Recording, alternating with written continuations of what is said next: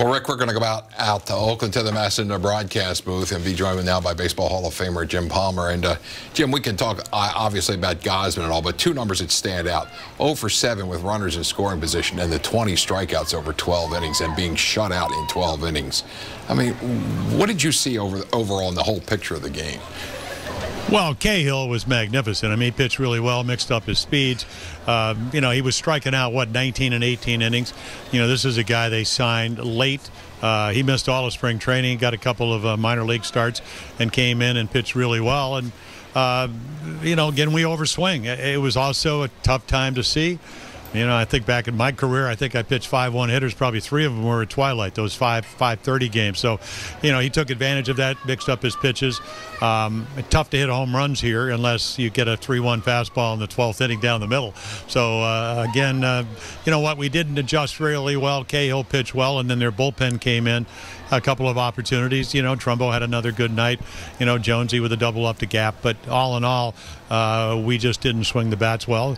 And as Buck said before the game, when we pitch well, we usually don't hit, and when we hit well, we usually don't pitch. Tonight, they pitched great. You had a guy out there that it's not a big league pitcher.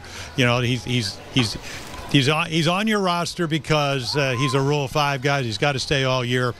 And going to be honest here, guys. I try to be that. If he's better than the guys in your minor leagues, you better work on your minor leagues because, again, I like the kid. He's got a good arm, but he's not a major league pitcher, and we saw that tonight. Jimmy, Kevin Gausman mixed his pitches pretty well for the first half of that ball game, but I haven't seen over 94 all season long. Tonight, he really started to turn the dial up, and I was excited about seeing those fastballs down and away at 98 miles per hour. You had to be pretty excited seeing the new windup, too. Talk a little bit about that windup and how much it's helped him.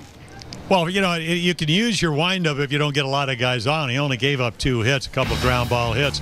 So, you're talking about his velocity. It was 88 early, then it was 90, then it was 92. It got to 98 miles per hour in the 9th inning when he was up in about the 110 pitch range. So, great splitters, good sliders, stayed out of the middle of the plate. You're seeing split fingers fastballs here.